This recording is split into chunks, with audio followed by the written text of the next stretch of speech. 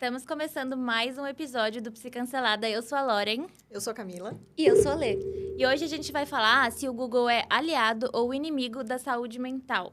A nossa ideia com esse episódio é falar um pouquinho sobre autodiagnóstico, os perigos do autodiagnóstico. É legal que a gente tenha acesso a mais informações sobre diagnóstico, sim ou não, quais são os problemas disso tudo, como tem acontecido muitas vezes que as pessoas se autodiagnosticam. Eu não sou uma consumidora assídua do TikTok, mas me parece que nessa rede social em específico as pessoas trazem, né, umas questões nesse sentido.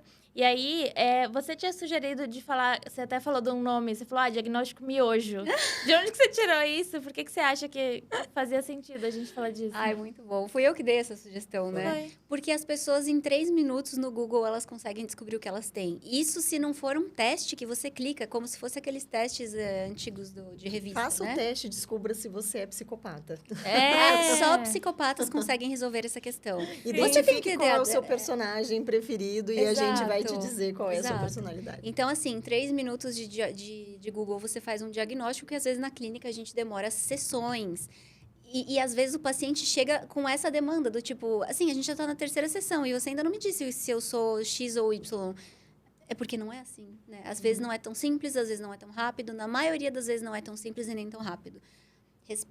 Perguntas complexas exigem respostas complexas. E não é no miojo que você vai fazer isso daí. Pronto, encerra o episódio.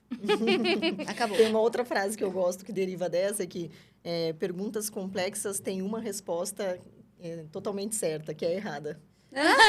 Eu amei. bom, adorei. Porque se você ouve alguma coisa muito categórica, bem provavelmente... com certeza é isso, tá errado.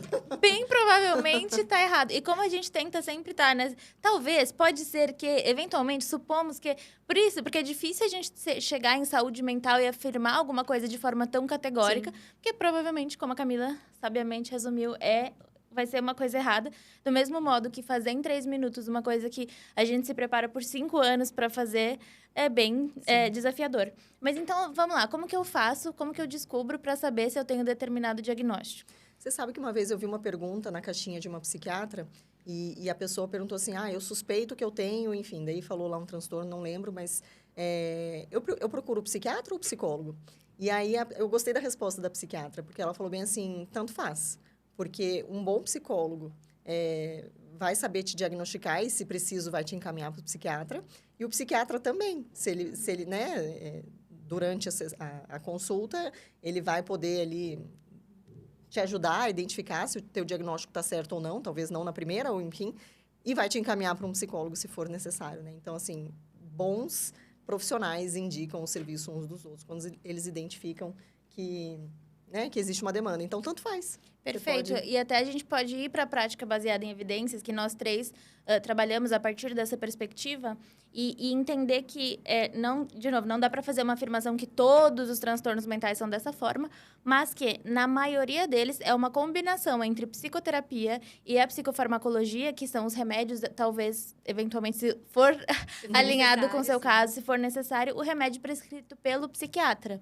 Então, o remédio prescrito vai ser necessário para alguns transtornos, mas a psicoterapia também é quase sempre muito benéfica para casos psiquiátricos, porque ela vai te ajudar a lidar no seu dia a dia, manejar melhor o seu comportamento, seus sentimentos, suas emoções, para lidar com tudo aquilo. Então, sim, bons profissionais que estão de acordo com a literatura científica, eles vão olhar. O melhor para um caso de depressão resistente é X, o melhor para um caso de é Y. Então, ele vai saber que esse tratamento combinado é muito benéfico para a maioria dos pacientes. Sim. E psicólogo faz diagnóstico. Isso é importante também, Todo esclarecer.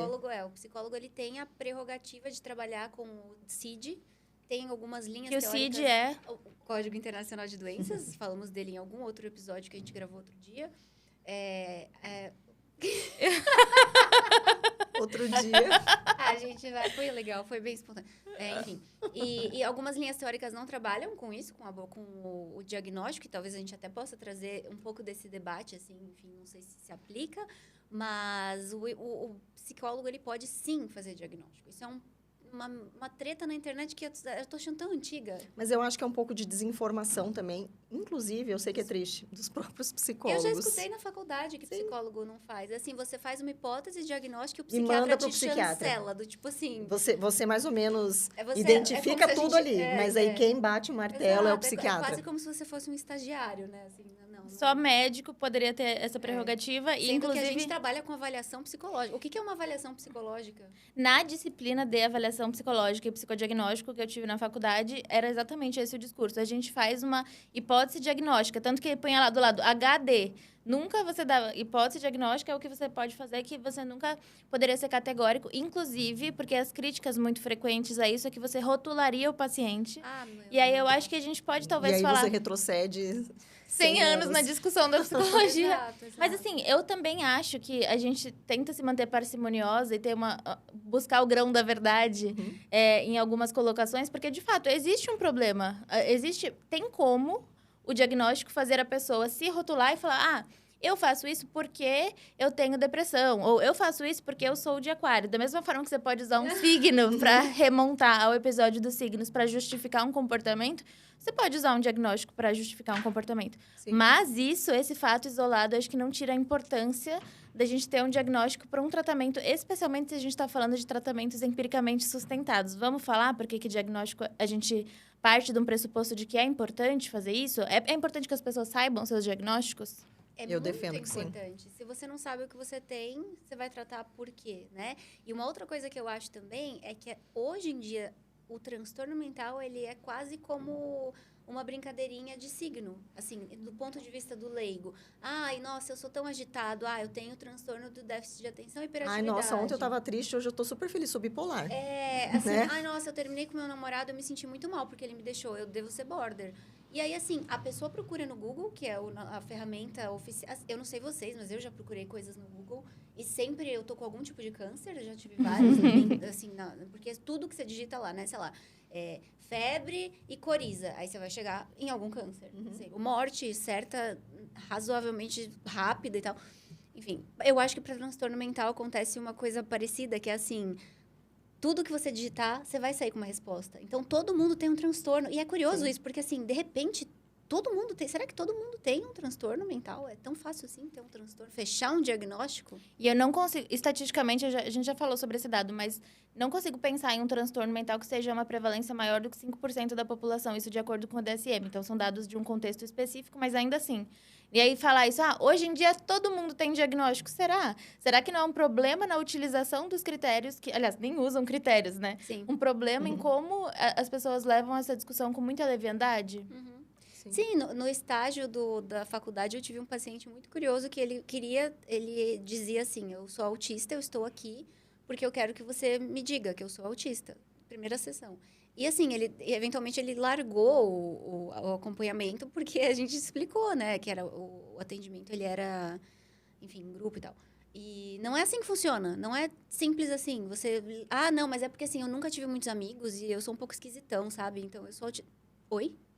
Né? Como assim? Então, enfim, eu acho que existe muito essa... E parece que é como se você quisesse se enquadrar num grupo, como se fosse legal, como se fosse... eu tenho alguma coisa. Então, eu acho que existe também esse caráter humano de querer participar. E talvez por conta de redes sociais que estimulem isso, as pessoas... Agora também tem uma febre do TDI, né? Todo mundo tem transtorno dissociativo de identidade no TikTok.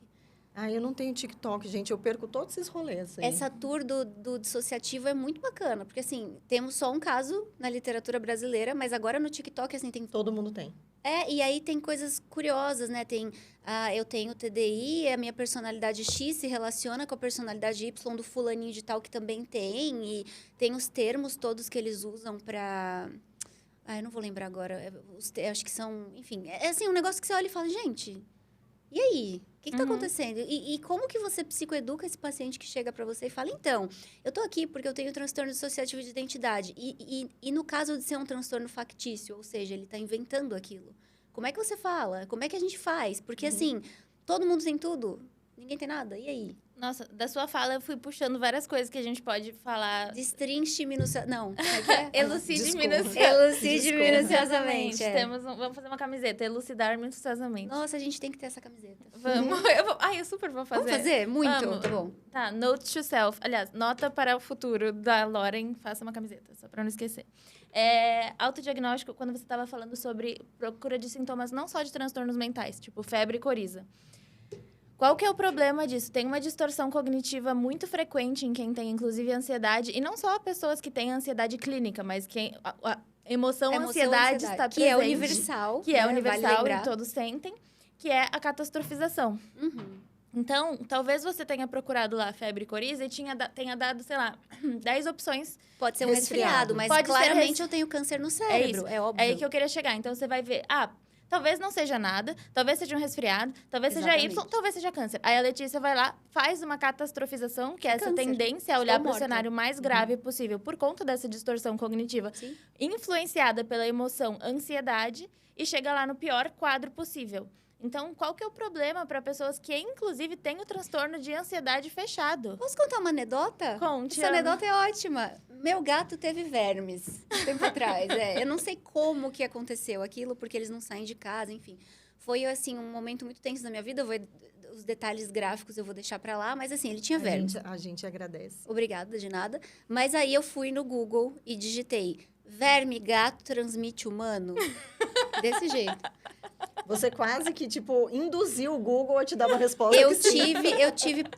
Eu acho que aquilo foi, eu posso dizer que eu tive um ataque de pânico, eu tive que me enfiar no chuveiro gelado e fazer a TIP, né, que é uma habilidade da terapia comportamental dialética. Então, assim, água gelada, a tampa a respiração. Depois a gente pode deixar nos comentários sobre um post sobre a TIP que tem no meu Instagram, mas assim, eu tive certeza que eu tinha vermes e eu fiz o protocolo daquele remédio de vermes. Anitta, exatamente, poderosa. Eu já fiz Anitta por causa do Emílio. Mas, gente, vocês sabiam Porque que meu gato a gente teve- tem que fazer isso uma vez por ano? Não, sim, mas assim, e você sabe que tem médicos que dizem que não, né? Que isso é um mito. Mas, e assim, aí, médicos que estejam aí nos ouvindo, por favor, Eu sempre, anitamos eu sempre ou não anitamos? soube que era uma rotina, assim, que a gente tinha Não, que ter mas pelo eu menos uma vez por tomei, ano. eu tomei, não foi um só, não. Eu fiz um protocolo como se eu tivesse, sei lá, lombriga. E toda vez que eu ia ao banheiro, eu ficava tensa, pensando, será que vai sair alguma Tomara coisa que viva? saia, porque se eu tiver... Não, não, vocês não estão entendendo, gente. Eu tenho muita aflição da ideia de ter alguma coisa viva dentro de mim. Então, foram dias que eu ia ao banheiro, eu ficava tensa, eu ficava olhando para ver se mexia alguma coisa ali, eu não queria comer direito. Então, quer dizer... E aí, no fim das contas, a veterinária falou para mim, Lê, esse tipo de verme não pega em humanos. Aí eu fiquei assim... O Google Mas- me falou que sim. Mas eu continuei fazendo o protocolo contra vermes. Então, assim, nesse caso, olha só o que E olha o causou. que gerou. Tipo, ela teve... E lembra daquela história, né? Que toda decisão envolve um custo de oportunidade em que você vai alocar seu tempo e seu dinheiro. Então, ela foi até a farmácia... Fui desesperada. Comprou o remédio, gastou dinheiro, perdeu tempo, passou nervoso olhando, né, avaliando ali a saída ou não dos vermes. Não, e o escândalo que eu fiz, gente, foi muito... Eu queria tanto ter filmado pra mostrar nosso grupo de habilidades. Eu fiz um escândalo. E eu falava... Eu falava pro meu ex-namorado, eu falava... Eu tô morrendo, eu tô com lombriga. A gente vai morrer. Gente, foi assim, épico. Psicólogo surta. Foi épico. Volte 2 episódios. Volte duas casas. Exato. E Isso, assim, ouçam. isso aconteceu o quê? No final do ano passado, gente. Foi assim. Eu lembro dessa tour aí, a gente eu já fiquei- estava... E aí eu acho que volta é um belo exemplo para ilustrar aquilo que a gente estava falando, que o autodiagnóstico pode ser tão prejudicial em qualquer patologia, não só as psicopatologias, né? E outra coisa que é bem frequente também, inclusive já caso clínico, assim, de paciente chega com exames de sangue ou outros exames que não são da seara do psicólogo, a gente também não pede exame de sangue, mas... o médico pediu esse exame, deu alterado. Porque, de acordo com as referências, você olha o mínimo e o máximo e fala... Ai, meu Deus do céu, vou morrer porque meu exame está alterado. Mas quem somos nós para interpretar esses exames, né? E eu acho que a gente volta para a dependência epistêmica, que foi uma coisa que a gente falou lá no começo. A gente tem que terceirizar e assumir que alguns conhecimentos a gente não detém. Então, assim, você vai ter que, sim, fazer uma escolha muito... eu prezo por isso, pelo menos, né? Fazer uma escolha minuciosa dos profissionais da saúde que vão cuidar de você, do seu psicólogo, do seu psiquiatra, caso necessário, dos seus médicos, enfim, de cada uma das especialidades, e acreditar que ele tá te falando a melhor assim, a coisa que ele tem melhor condição de dizer com base no conhecimento que ele tem. Você terceirizou para ele. Você depende da episteme, do conhecimento que ele vai te transmitir. Quem somos nós para chegar falando, não, mas esse exame aqui... Até porque quando a gente fala de exame de sangue, a gente tem que falar de estatística, a gente tem que falar de curva normal, a gente tem que falar de umas coisas que quando dá alterado em 2%, tá tudo bem. Tá tudo bem. Né? E tem por exemplo, a vitamina D. Tem uma discussão na literatura fervilhante, qual que é a palavra? Enfim, fervorosa, adorei, é muito bom. Tem uma discussão fervorosa sobre a vitamina D, porque a vitamina D vem aumentando a referência. E aí? Tá todo mundo sem vitamina D? Ou ninguém tá sem vitamina D? E cada médico, às vezes, vai e fala uma coisa, e o Google fala uma coisa, e assim... Cada médico fala... Tá bom, desculpa, termina seu raciocínio. Não, mas sim, também temos essa questão, né? A gente tem... Eu acho que o que pega aqui, além do fato do Google, às vezes, dizer para você que você tá com lombriga e câncer no cérebro, e você não está, pelo menos a lombriga eu sei que eu não tinha, mas assim, existem profissionais ruins, né? Existem profissionais ruins. Existem profissionais que vão te dar um diagnóstico tão raso quanto o Google daria. E existe também a premissa de que a gente tem de que o médico tem que saber tudo, né? Viralizou um tempo atrás no Twitter, sei lá, onde que viralizou, uma médica que, ao longo da consulta, ela estava com o Google aberto procurando algumas coisas. E assim... como operar não sei o quê, no pronto-socorro, não era? Nossa, era de operar. Então, acho que eu retiro a minha fala. Fazer algum procedimento. Eu cancelo a minha fala. O rapaz estava na maca, filmando a médica, perguntando pro YouTube aquele procedimento que ela ia fazer. Assim, não, tudo bem. Assistindo um vídeo, tipo um tutorial, sabe? Nesse caso, assim, a gente até pode pensar que eu não queria ser essa pessoa na maca. Mas, assim, nossa, não queria, enfim. Mas, assim, eu não sei dizer de cabeça o nosso querido... o DSM, aliás, a gente não falou DSM, não falou o que é o DSM outra vez. Manual Diagnóstico Estatístico de Transtornos Mentais. É o livro maravilhoso que a gente sempre... Posso mostrar ali outra vez ou já tá virando um meme velho? Meme velho. Tá bom, esse meme já passou. Tá bom, não vou mais falar do DSM. Não tem ampulheta, não tem mesmo não meme tem do ampulheta, DSM. Não tem meme do... Mas a gente tem um meme do elucidar minuciosamente e um sino. É verdade, a gente tem memes, a gente tem rituais. Eu gosto que existam rituais. Eu sou rígida, eu gosto dos rituais. Mas eu acho que também tem isso. Então, são várias questõezinhas que se conversam. Eu, honestamente, agora, para ser honesta, porque afinal de contas, quando eu volto do médico com qualquer tipo de dado, eu vou sim procurar. Eu quero ver o artigo, eu quero ver o que está sendo discutido, eu quero saber de onde ele tirou. Mas aí você vai na ciência, né? Mas, independente disso, eu não sou médica. E eu já cheguei em médico dizendo, olha, então, eu procurei um artigo que não diz o contrário do que o senhor falou. Mas sabe que talvez ajude... Eu não sei se você pensa em ir por esse caminho. Eu tenho uma questão na minha família genética que aumenta a minha predisposição a ter câncer de mama. Certo. E aí, nisso que assim que eu fiz o painel genético, descobri dessa questão, a gente faz um acompanhamento. E o que eu fui fazer? Eu tentei buscar um médico que trabalhasse com medicina baseada em evidências. Porque isso, talvez, não necessariamente. Você pode absolutamente dizer, faça psicologia baseada em evidências e você não fazer ideia do que você está fazendo. Simplesmente porque você trabalha com terapia cognitivo-comportamental, você acha, ok, agora eu trabalho com psicologia baseada em evidências e não são sinônimos. Mas, enfim... eu busco um médico que se oriente por essa linha, porque isso pelo menos me dá alguma segurança de que pelo menos ele está preocupado em... Não sei que ele está conseguindo, mas ele está preocupado em entregar alguma coisa que de fato esteja atualizada. Aí ele vai lá e eu pergunto das guidelines... Não, é óbvio que também não dá para confiar só em guideline, mas ele me mostrou... Diretrizes, desculpa. Ele me mostrou, abriu no notebook dele e falou, olha... Se você tem essa alteração, aumenta em X% o percentual da sua probabilidade de ter câncer. Você tem a opção A, B, C. Opção A, fazer exames periodicamente. Opção B, fazer uma cirurgia. Opção C, enfim, ele vai falando. Isso. Aí ele fala e tomou uma decisão compartilhada junto comigo do tipo, olha, você pretende ter filhos, amamentar, vai perguntando coisas da sua vida. Então, aqui a gente vai vendo, se delineando as 3 bolinhas da PBE. Então, ele foi... Explica as bolinhas da PBE. Vamos explicar as bolinhas da PBE. Quando a gente está falando de prática baseada em evidências, são 3 pilares principais que pautam, né?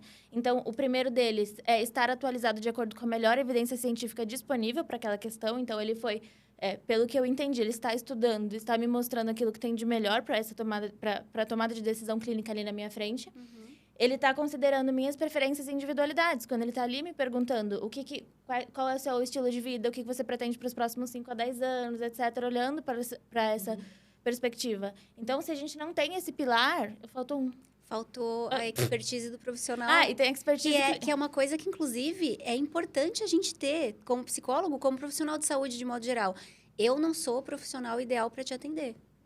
E as pessoas acham que, nossa, não. Mas sim. Principalmente psicólogo que tem mania de sair da faculdade e achar que atende tudo, né? O que você faz?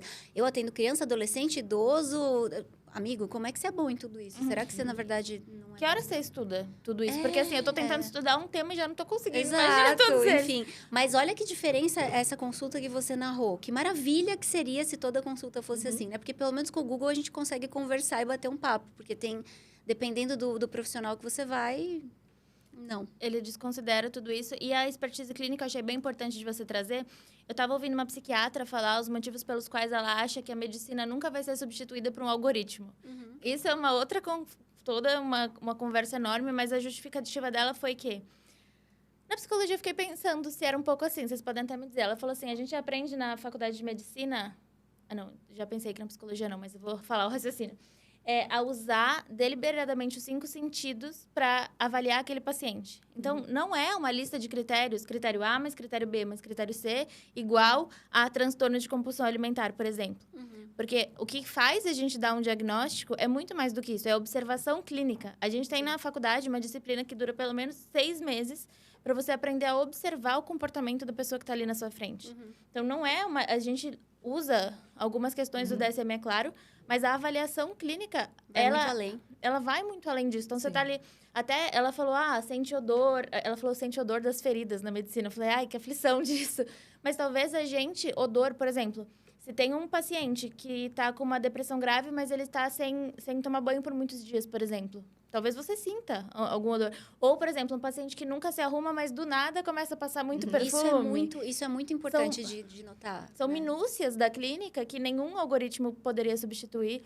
Até o tato na medicina, né? Que aí faz mais alguns exames de apalpar e tudo mais. Mas o porquê que dá para transpor um pouco essa lógica para psicologia? Eu pensei que o tato não, mas a gente está o tempo inteiro...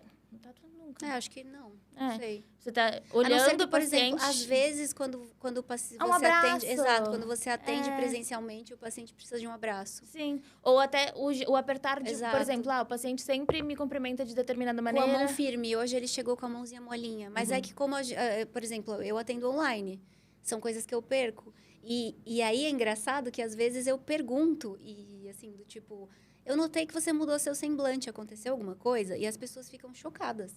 Mas Nossa, tem uma coisa de atitude que a gente percebe, ninguém nunca né? me perguntou isso. Eu já escutei assim, nenhum psicólogo nunca leu pra mim o DSM, nenhum psicólogo me dava lição de casa, nenhum psicólogo, tipo...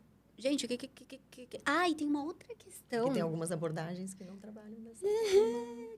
Não aceitam o DSM. E aí, assim, outra coisa que não tem a ver, mas eu não sei, eu quero desabafar, porque me veio o desabafo, eu preciso desabafar. Nós não falamos sobre medicamentos, certo? Eu não posso falar sobre o meu paciente, eu não posso falar para ele assim, gata, isso aí não faz. Mas aí o seu paciente te fala, então, eu tomo Rivotril para dormir há 5 anos, né? O médico prescreveu 5 gotas todos os dias, eu tomo há 5 anos. Aí você fica assim, puta que...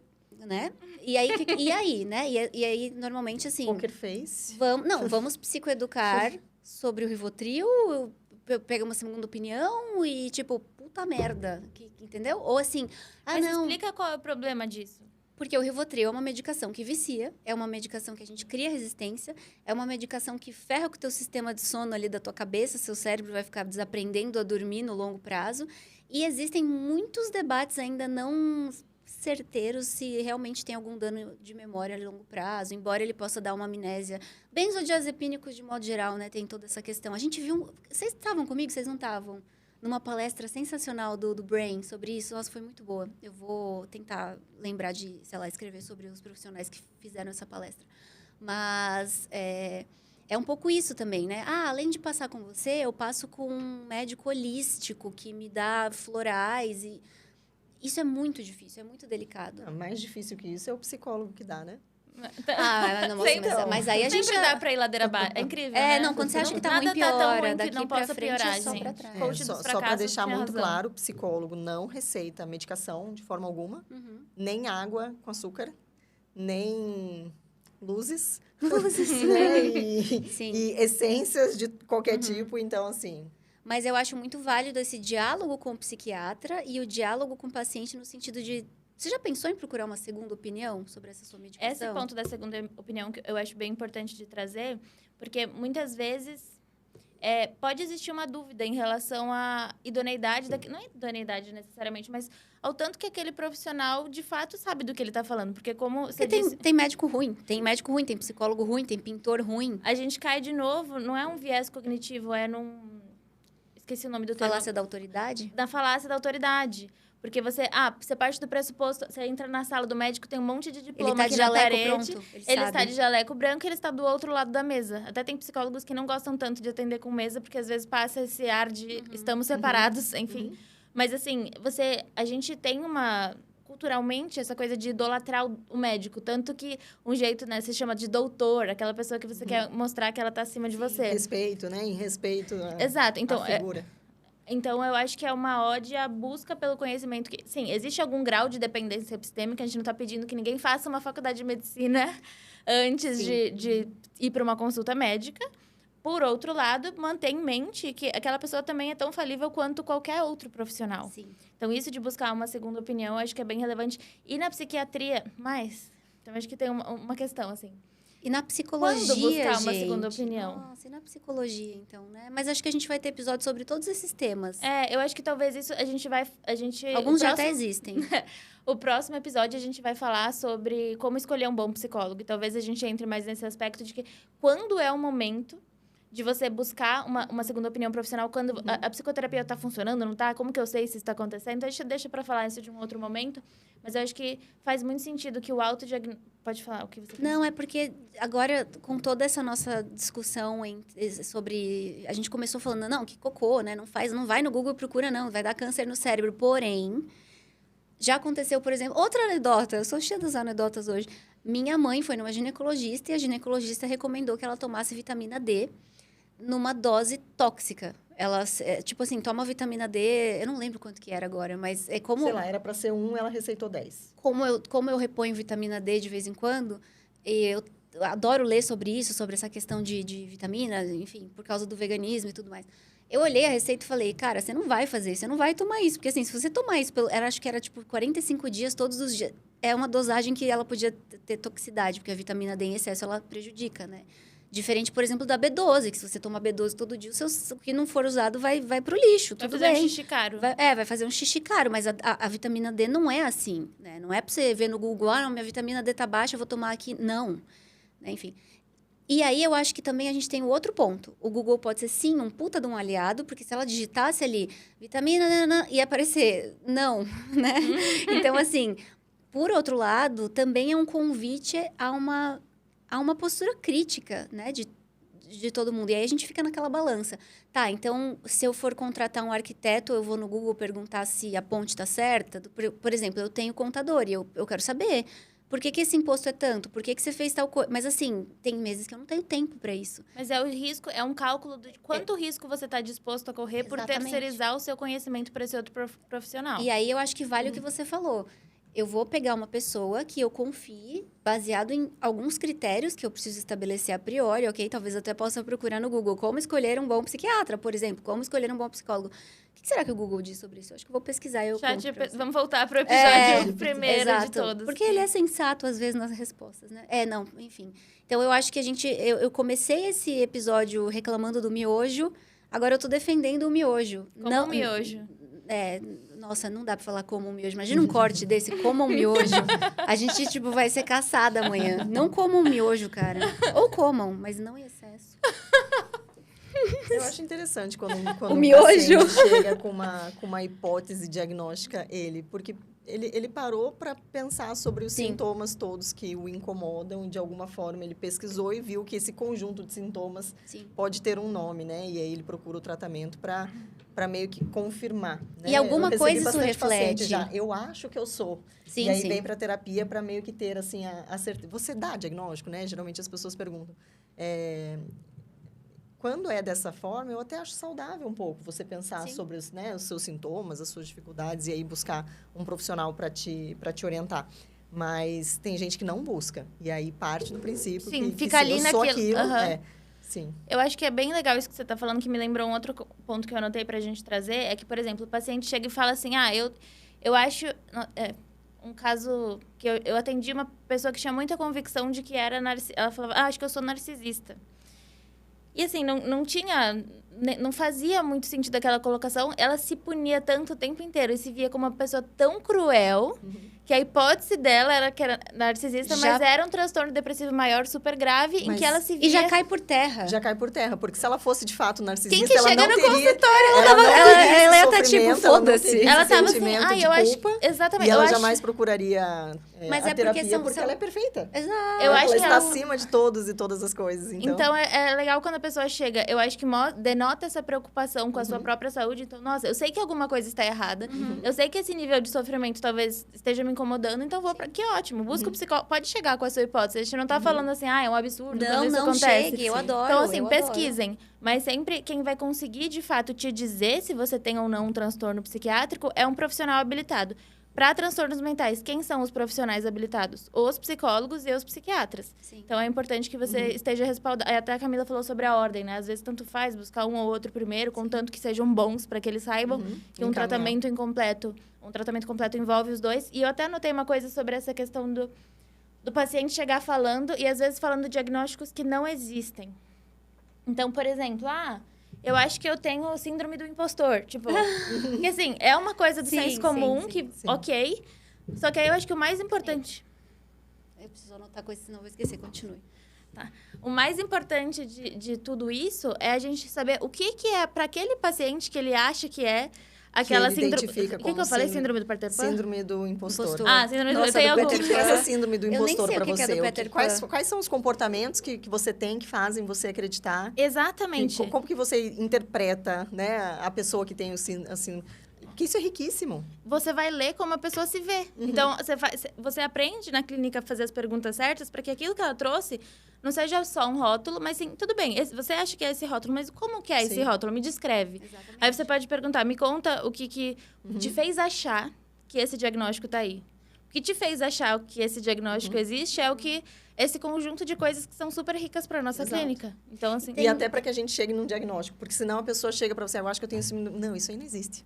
Não, Próximo você não tema. vai falar isso E nunca. tem alguns diagnósticos que são muito mais, pelo menos quando a gente fala de saúde mental, que são mais categóricos, né? Então, assim, sei lá, compulsão alimentar, você tem que ter tantos episódios em tanto tempo, é uma coisa mais assim, sim, não, talvez. Agora, quando a gente fala, por exemplo, de personalidade, aí o negócio pega mais. Porque, assim, eu quero saber por que o paciente... Primeiro, por que o paciente acha isso, onde ele achou isso, e eu quero rever com ele...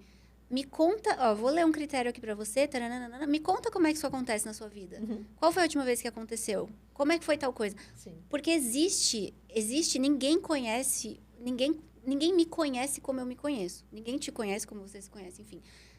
A gente tem que parar para escutar. E aí eu acho que é uma outra coisa que eu pensei também, como a gente tem tanto na medicina, talvez até na saúde mental, porque a gente acaba se nichando um pouco, né? E eu acho que faz sentido, mas no sentido assim, eu vou num profissional que é especialista na operação do meu dedo mindinho direito.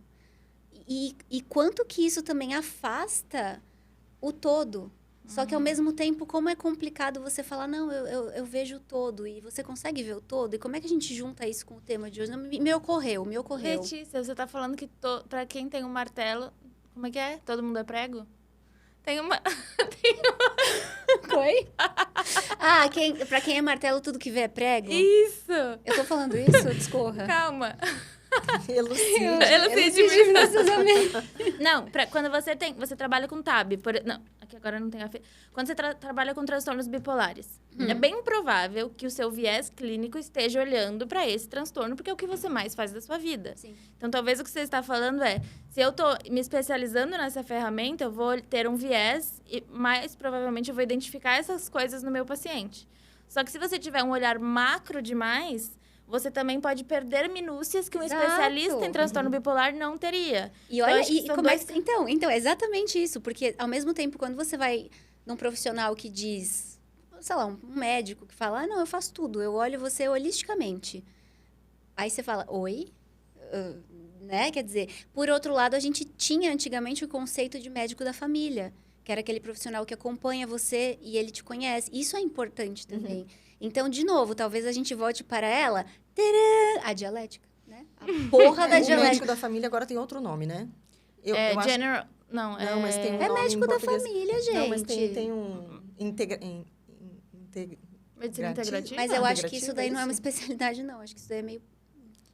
É que tem uma nuance... Tem uma nuance de picaretagem que a gente também tem que fugir, né? Não sei, Não, nunca parei pra pesquisar de tem verdade. muitas coisas... É muito comum isso, é muito comum, sei lá, por exemplo, nesse caso da vitamina D. Não só a vitamina D em doses tóxicas, né? No caso que eu falei da minha mãe. Oi, mãe, tudo bem? Além do fato de, assim, eu vou comprar um remédio homeopático, fitoterápico, floral, gastei R$600 na farmácia de manipulação. Tipo, oi? Mas voltando pro martelo e pro prego, eu acho que um olhar transdiagnóstico é talvez o caminho para a gente lidar com as questões psiquiátricas.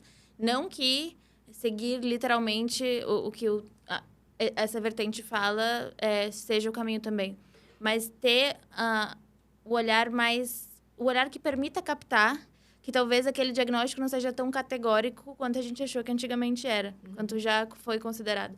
Olhar para as coisas de um jeito mais dimensional. Com nuances e com uma sintomatologia que não é... Aquilo ali, querendo ou não, a gente pode gostar do DSM, gostar de estudar psicopatologia. É uma lista de critérios. Feitos por pessoas que também erram.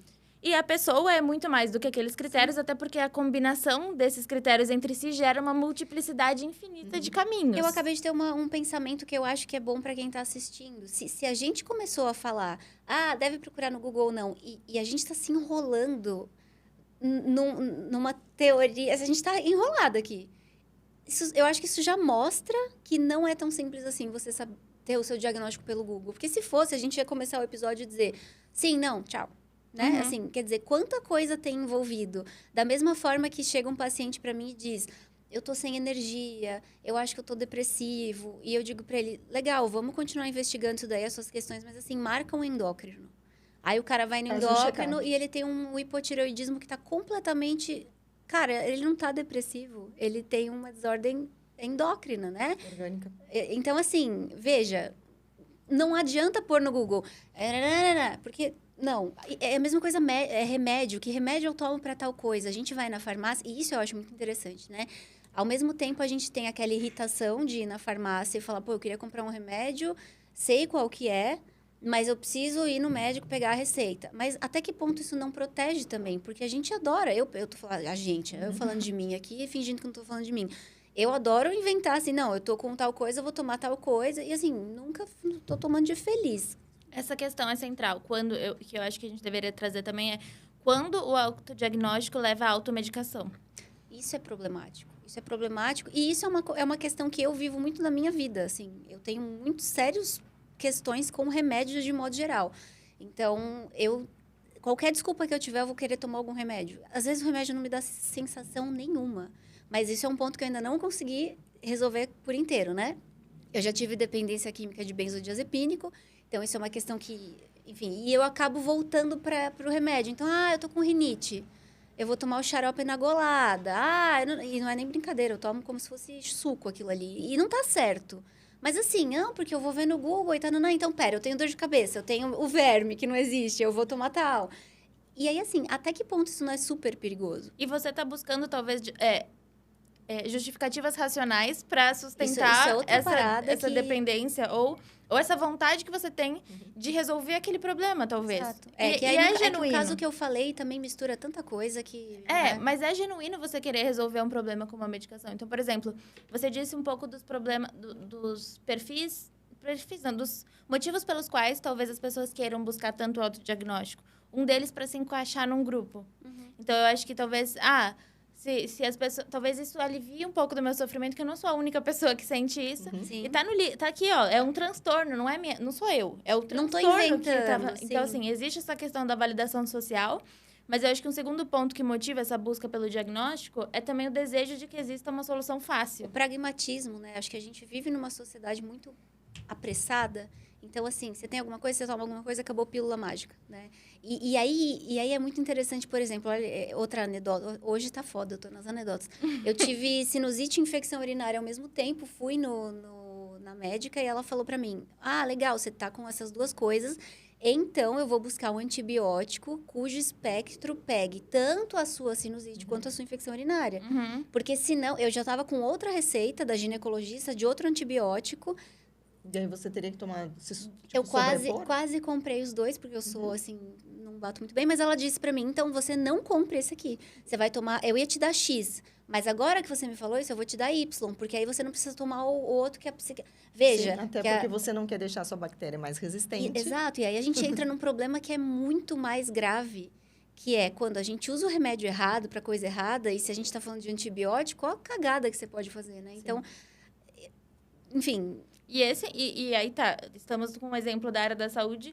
Quando a gente traz isso para a psiquiatria, também é muito problemático. Sim. Vamos pensar numa pessoa que tem um transtorno bipolar não diagnosticado. E vai tomar antidepressivo. E aí, ou ela vai proteger um dos polos e o outro vai desandar, e aí vai virar um caos, e vai dificultar até o próprio diagnóstico. Sim. Porque a medicação está tendo um efeito no comportamento dela, no funcionamento dela, que confunde. Sim. Ela não sabe se precisa buscar ajuda psicológica ou não. Então, assim, na tentativa, na ânsia de você resolver uma coisa super rápido, de forma meio autônoma, ou dando um gato, você acaba complicando mais ainda a sua situação, né? Então, assim, a gente não está dizendo que é fácil lidar com todas essas questões, mas talvez reconhecer que a busca por um caminho mais fácil, que é tomar uma pílula mágica que vai resolver o seu problema de forma autônoma, sem um profissional responsável, pode acabar cronificando, pode acabar tornando muito mais grave um problema que um profissional, por um outro caminho, te ajudaria a resolver melhor. Agora, por outro lado, é muito bom, por exemplo, você tomar anticoncepcional e aí você fala, não, eu tô tomando tal remédio, digita lá no Google. Pílula anticoncepcional, remédio tal, interfere. Olha que bom a gente ter acesso a isso. É aquela história, né?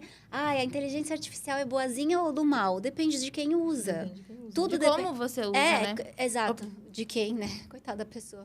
Eu uso super mal, eu tenho lombriga e tudo mais. Mas, assim... Ai, Jesus. Tá, eu perdi. Perdi a linha. Depende de como... Uma vez, não muito tempo atrás, recente, até acho que foi esse ano, eu tava, assim, super... Como fala? Meio, assim, na minha percepção, desanimada. Uhum. E aí, eu pensava, nossa, gente, eu já começo o dia como se eu estivesse me arrastando, né? Tipo, meu Deus, uma sensação, sei lá, uma preguiça, um negócio. Aí, Google, né? Sintomas todos, né? E aí, um dos links falava, pode ser ferritina baixa. Falei, vou marcar um check-up. E fui. Peguei o resultado, a minha ferritina estava ótima. Eu falei, não. Ok. Não era Precisamos buscar uma outra causa para o meu desânimo. Às vezes eu tomo Mas ferro. eu queria que fosse ferritina baixa, porque daí seria tão simples. simples. Eu já torci muitas vezes pelo exame de sangue, tá ruim. Eu torço porque eu falei, se fosse hipotiroidismo, era só tomar loratidina. Não, isso é antialérgico. Ia facilitar tanto se fosse minha ferritina baixa, eu ia repor e ia ficar ótima. Quando eu descobri que eu tinha hipotireoidismo, é que eu tenho hipotireoidismo subclínico, então é muito piquitico e, enfim, eu tomo uma dosagem pequena de hormônio da tireoide, mas eu fiquei tão feliz, eu falei, pô, então se pá nem é uma distimia, se pá eu não sou depressiva. Meu cu, não adiantou nada. Porque, assim, também existe... Não é só isso. A gente não é simples assim. Às vezes é, mas na grande maioria das vezes não é. Então, mesmo se fosse, eu levando uma vida sedentária com uma alimentação porca, não ia ficar melhor. Então, é tanta coisa que está envolvido num Google que não, né, não cabe. Vamos falar um pouco sobre terceirizar diagnóstico?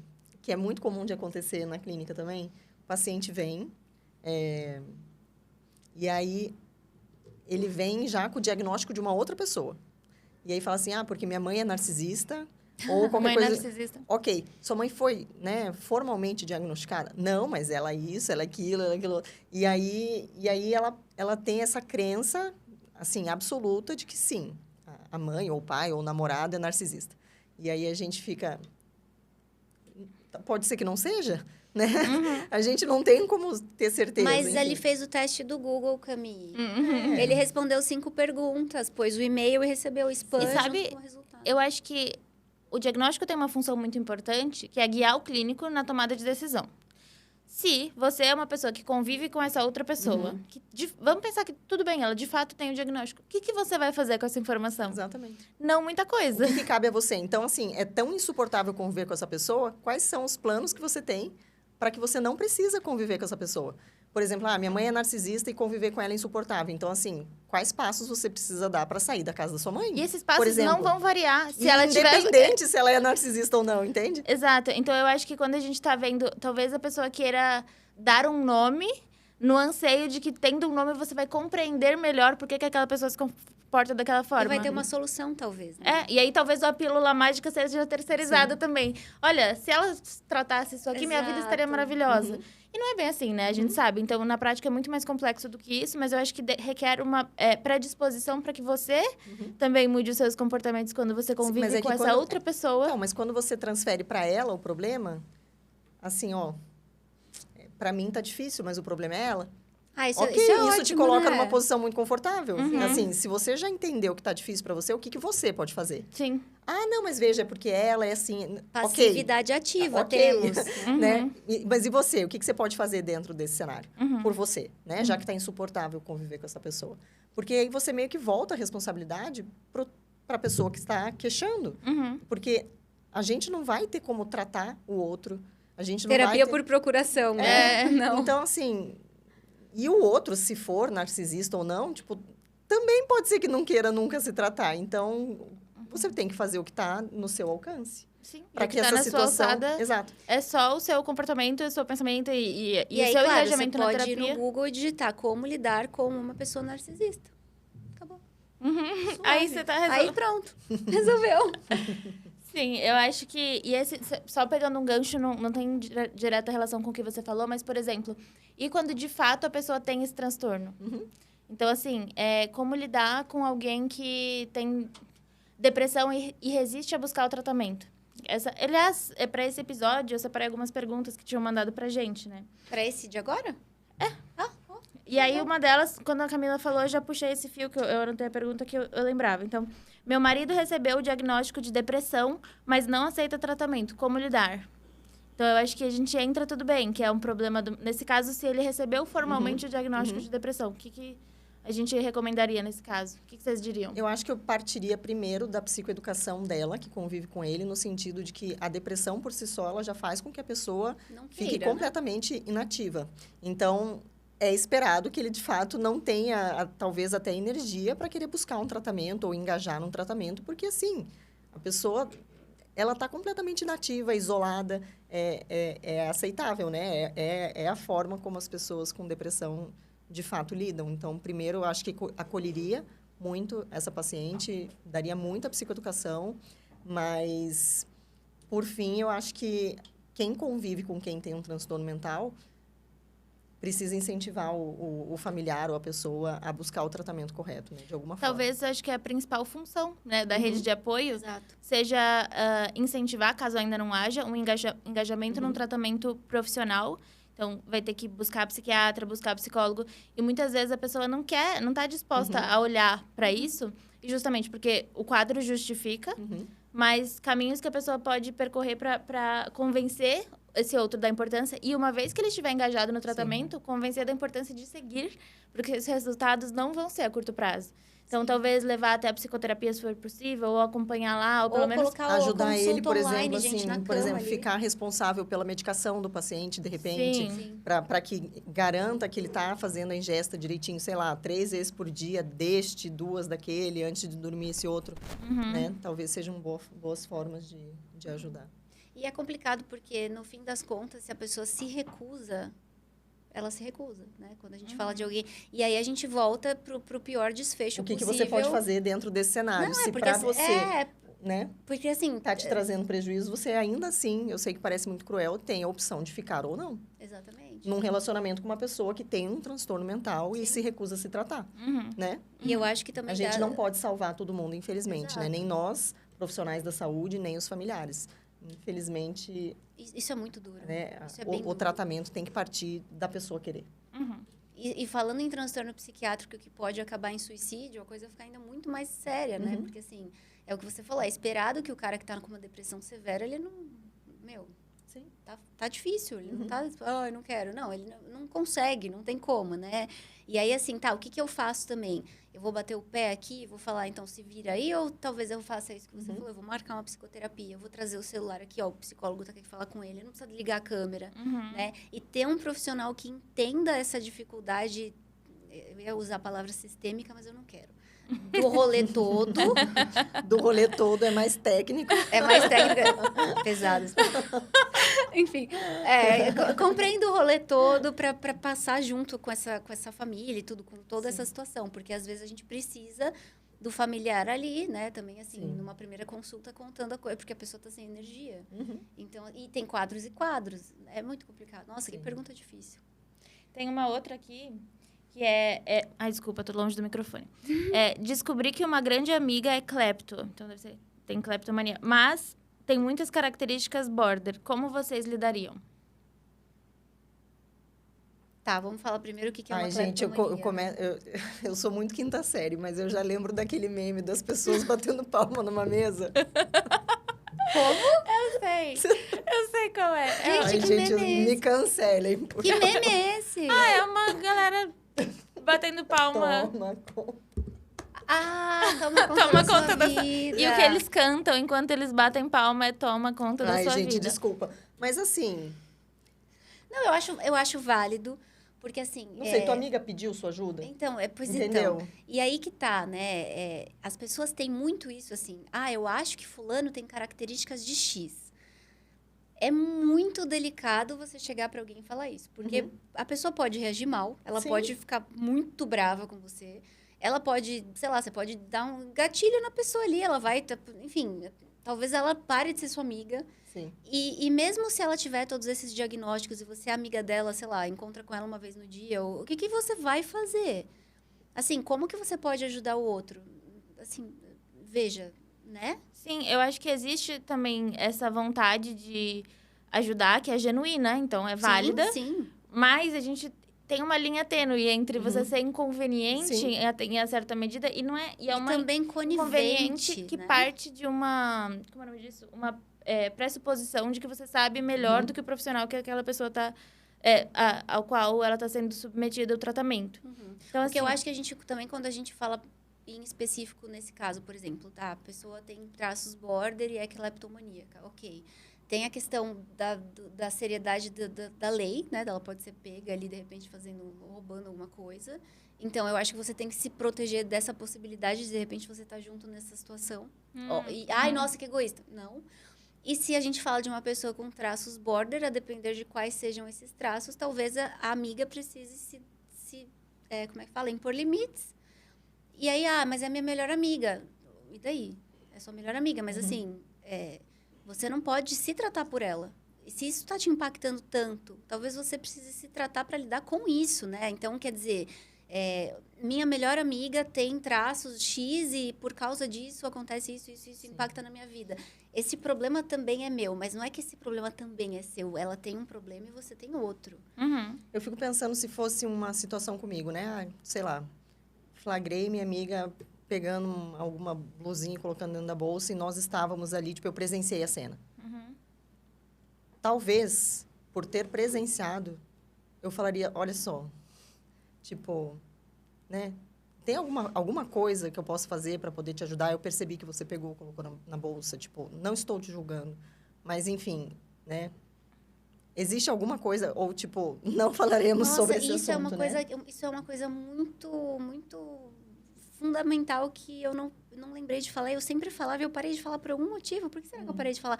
A melhor forma de ajudar o outro é perguntar pro outro. Meu Deus, isso é óbvio. Assim, como eu posso ajudar a minha amiga? Amiga, como eu posso te ajudar? Porque às vezes a pessoa... Mas você sabe que é a mesma coisa com relacionamento abusivo? Quem tá fora consegue identificar muito fácil que a pessoa tá num relacionamento abusivo. E às vezes a pessoa que está no relacionamento não consegue.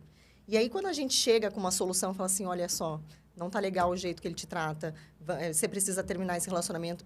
A pessoa cria um bloqueio com você, Sim. ela vai proteger o abusador, porque é um mecanismo, enfim, a gente sabe que é assim que funciona. Você perde a amiga e ela continua no relacionamento. Então, é muito delicado você isolada, se meter na vida da pessoa, assim, dessa forma, né? Talvez a coisa ela tem que ser muito mais sutil, E, assim, muito mais... também, assim, descobrir como. Ela te contou ou você descobriu...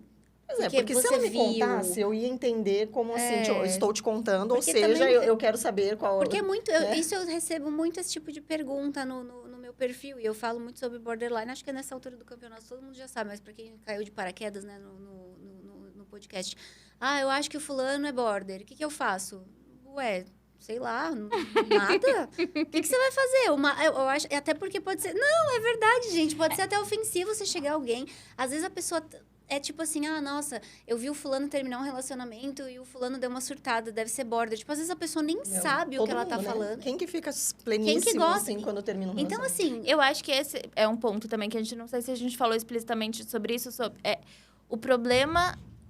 O risco de os transtornos psiquiátricos estarem em um hype agora. Porque é quase que isso, de querer pertencer... É uma moda que muda a cada trimestre, tem um que... Tem um que tá em evidência. É engraçado que as redes sociais trazem essa lógica meio coletiva, de surto coletivo, de que todo mundo tem um diagnóstico Todo mundo agora Y. tem TDAH, né? Exato. Eu acho que é o da moda, o da mais da moda E aí, agora. assim, qualquer nuance de dificuldade de se concentrar nos estudos, você pula para a conclusão de que você tem esse transtorno. Só que talvez seja melhor você acreditar nisso, porque você vai, toma um remédio específico e resolve. Que não vai resolver sua vida, tá? Esse Se problema. você não tiver TDAH, não vai resolver, ok? Ou você vai parar e analisar por que eu tô com dificuldade de me concentrar? Em que contextos essa dificuldade de concentrar acontece? O que eu tenho que fazer? E eu acho que também eu lembrei de um outro livro agora que eu tô lendo, do Nação Dopamina, que, claro, tem seus pontos altos, ainda não tenho uma opinião formada, mas traz uma reflexão importante sobre como a gente foi criado num contexto de muitas facilidades e muitos... então, é muito confortável tudo. O nosso modo de vida tende a ser mais confortável do que era, sei lá, 50 anos atrás. Então, e é desconfortável fazer várias coisas que a gente gostaria de fazer. Por exemplo, ler um livro sem pegar o celular e ser recompensado pelas notificações que ficam pulando ali na tela. Então, em vez de você fazer um controle de estímulos e olhar que talvez sejam mais distratores que estão ali presentes no seu ambiente, talvez seja uma questão contextual que esteja te distraindo, é muito... Olha o tamanho da volta que eu dei. É mais fácil tomar uma Rita. Suave. Eu não ia citar nomes, mas Rita é um bom nome. Maravilhosa. Rita não resolve nada sozinha. Mas é igual medicação para dormir, gente. Seria tão mais benéfico para o paciente que ele fizesse higiene do sono. E aí eu discordo. Brincadeira, só porque eu tenho problema com isso.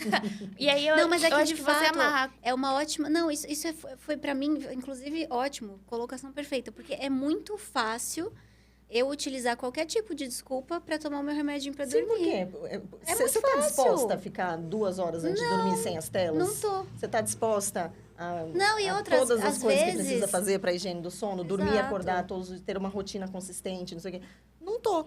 Então, eu vou tomar um remedinho. Exatamente. E aí, eu acho que a gente entra numa coisa bem legal, que são alternativas comportamentais, testes que a gente pode fazer para resolver problemas que a gente gostaria de se regular e não está conseguindo, e talvez tenha essa expectativa de que, eu estou fazendo isso porque é o diagnóstico, então você usa como justificativa, ou se eu estou fazendo isso e preciso parar de fazer isso, então eu vou para a automedicação, que seria a segunda alternativa tão prejudicial ou mais do que a primeira.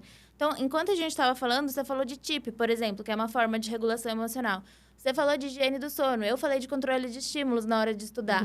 Então, tem muitos caminhos que a psicologia traz para nós, para a gente testar nossos comportamentos e torná-los mais funcionais antes de... Mas é trabalho. Você se automedicar, Ou 2, você se autodiagnosticar. E ainda que você se autodiagnostique, você vai fazer o quê com esse nome? O profissional da saúde vai saber. Exato. O bom profissional da saúde que tenta estudar e tenta, né, se manter atualizado, ele vai te indicar o caminho. O diagnóstico serve só para isso, para você ter um norte maior na sua clínica do que você vai fazer. Claro, ele tem algumas outras implicações positivas, às vezes, de, agora eu entendo porque eu me comporto dessa forma.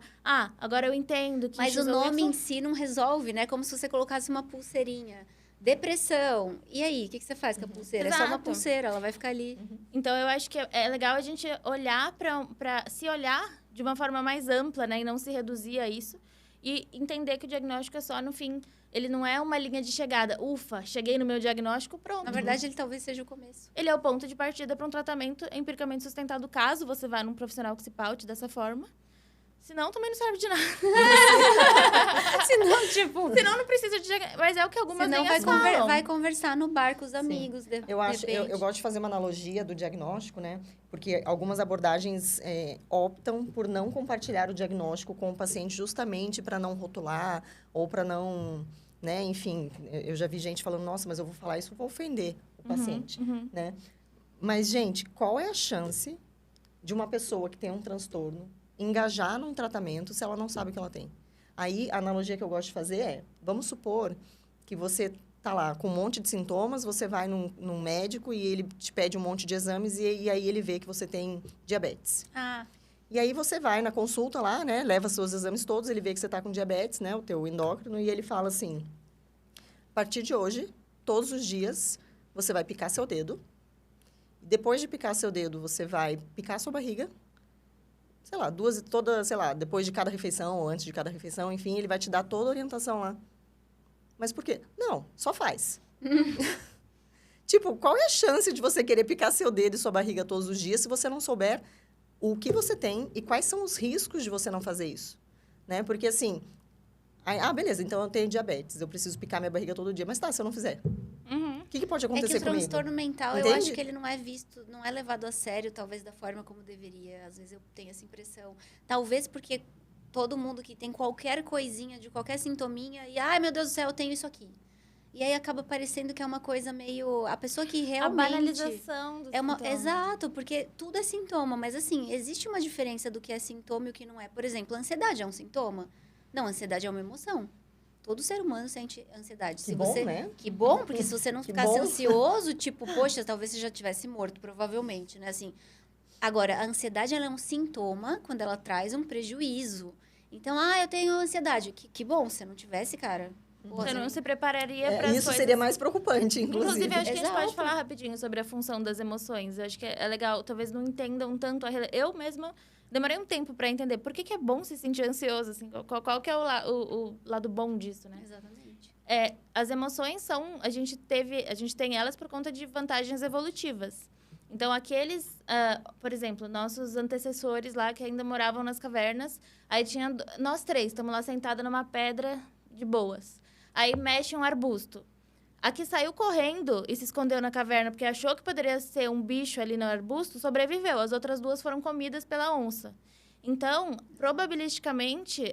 aliás, não probabilisticamente. A gente evolutivamente. Acabaram sendo selecionados aqueles que se antecipavam. A ansiedade é a tem mesma coisa da paixão, gente. A gente acha que a paixão é linda, mas assim, a gente precisa se reproduzir como espécie, como toda espécie que é viva. Então, ai, que lindo, eu tô apaixonado. Mas assim, se a gente for olhar do ponto de vista totalmente racional, sei lá, você quer se reproduzir. Acabou o amor. Fim do romance. Né? Lógico que nós somos humanos, a gente dá um monte de significado para as coisas. Eu achei que a frase ia acabar ali. Não. A minha 5ª série bateu de novo, desculpa. Poxa vida, gente. Não, pô. Enfim, a gente... Às vezes a gente fala sério. Às vezes a gente fala sério, mas às vezes... Mas é isso, essas coisas... Por exemplo, o humor. Faz sentido a gente ter humor. Somos seres sociais, né? Essa coisa... é tudo... Se não fosse útil para alguma coisa, não teria vindo até aqui. Então, todas elas, a tristeza, por que eu sinto tristeza? Ela é um convite à sua introspecção, a você avaliar as coisas. E ela comunica também pro outro, ela comunica, você fica amuado, você tem uma proteção Você de quem pode, tá... talvez, pedir cuidado com essa postura Exato. corporal. Então, por trás de cada uma das emoções existe um motivo que a sustenta evolutivamente, socialmente. Então, a gente tá aqui... Você sabe, quando você tá, ai, tô pra baixo hoje, talvez alguém te cuide de um jeito que e foi um jeito diferente de você pedir pra ser cuidado. Então... estou mais triste, estou muito triste essa semana. Será que eu tenho depressão? Aí todo mundo acha que tem depressão e aí acaba nessa Mas, na verdade, as banalização. pessoas estão tristes. Eu acho que essa intolerância ao... Ao sofrimento, como se fosse algo assim... não quero sentir dor emocional. Sim, e eu acho que como esse se fosse possível. Esse né? é o ponto que eu tava tentando chegar do nação dopamina e acho que eu me perdi, assim. Mas que uma intolerância ao mal-estar, uma intolerância à frustração de qualquer nível e enxergar que sentir emoções negativas é muito frustrante. Eu não quero lidar com isso, então eu vou o quê? Tomar um remédio, ver televisão. Mas a gente vou foi mexer no celular ensinado ao longo da vida que existem algumas emoções que não é adequado a gente expressar. Então, por exemplo, a gente está chorando, a pessoa vem com um lenço. Não chora. Isso por si só já pode ser invalidante no sentido assim, se você está chorando e alguém vem com lenço, meio que te dá um recado assim, para de chorar, enxuga. Enxuga a lágrima, porque eu estou incomodada com o teu choro, por exemplo, né? Em vez de te oferecer um acolhimento, te oferece algo que vai secar. Né? Aí você tá lá, aconteceu alguma coisa na sua vida e você está expressando raiva, porque de fato foi algo que aconteceu que desencadeou essa emoção genuína em você. Existem alguns fatos que justificam a gente sentir raiva. Mas quando a gente está expressando a nossa raiva ao longo do nosso desenvolvimento, o que o nosso ambiente fala? Para de gritar. Gente, o ciúmes. Já deu. Fica quieto, vai para o seu quarto. Né? Então, a gente aprende que não é adequado ou não é legal ou que é ruim expressar emoções que a sociedade, o ambiente como um todo, interpreta como ruim. Mas toda emoção é boa. Toda emoção faz parte da nossa existência enquanto seres humanos e toda emoção tem uma função, né? E a função primordial é a nossa proteção da espécie. Então, se eu estou com medo, é porque eu identifico uma ameaça no meu ambiente. Então, assim, por que a gente não vai ter medo? A gente vai se colocar deliberadamente em risco nas situações, porque eu não tenho medo, né? Tipo, acabei com medo na minha vida. Gente, qual era a chance de eu estar viva hoje? Eu gosto de pensar naquela doença que a pessoa não sente dor. E aí, assim, se você não sente dor nenhuma, você corre o risco o tempo inteiro, porque você não sabe a hora de parar, porque você não tá sentindo, põe a mão você no se fogão, torna insensível. né? A minha analogia preferida para falar da função das emoções é pensar em emoções como sinais. Então, elas comunicam pra gente, né? O corpo comunica pro outro. Exatamente. Então, é um alerta que tá piscando aqui dentro para chamar a sua atenção. Sim. Mas ela é proporcional ao contexto, sim ou não? Aí a gente vai... Mas aí eu acho que fica a dica, talvez até para encerrar. A emoção não é um sintoma. A emoção pode indicar um sintoma, mas você sentir ansiedade significa que você é humano. Ponto final. Né? Da mesma forma que, sei lá, eu dormi mal e tô com dor de cabeça. Será que eu tenho câncer no cérebro? Não, talvez você só tenha dormido mal. Sim. Eu acho que a gente falou sobre vários perigos de se autodiagnosticar, se automedicar, terceirizar o diagnóstico para uma outra pessoa, porque não está contente em se diagnosticar, quer diagnosticar o outro também. E puxou tudo para uma importância de um olhar mais contextual, para a gente olhar à nossa volta, se observar e, sobretudo, buscar um profissional da saúde mental, um psicólogo, um psiquiatra que estejam qualificados ali para ter uma escuta treinada, para olhar para essa sintomatologia e, de fato, te dizer se você tem ou não um diagnóstico. E aí, talvez o diagnóstico sirva como ponto de partida para um plano de tratamento e tá tudo bem também se o diagnóstico não estiver aí. Talvez você tenha traços, talvez você não. Você tenha uma questão cotidiana que pode ser muito ajudada por estratégias comportamentais. A gente deu vários exemplos aqui. A gente pode fazer um treino de regulação emocional por meio de habilidades típicas, que a Letícia falou.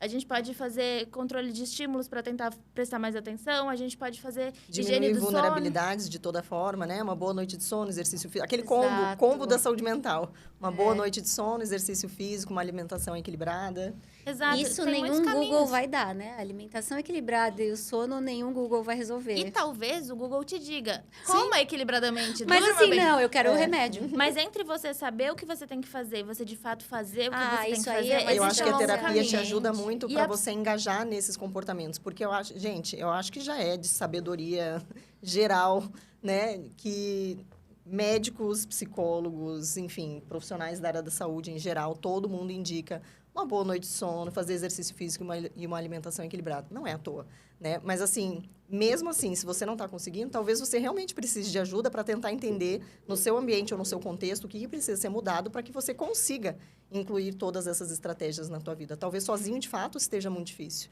E aí a gente entra também, independente de você ter um diagnóstico formal ou não. Perfeito. Eu acho que olhar para esses pilares e talvez a gente te ajude, nós, enquanto eu futura psicóloga e elas psicólogos, a chegar nessa coisa que parece simples, mas simples não quer dizer fácil. Então a gente está aí para eventualmente ajudar se precisar.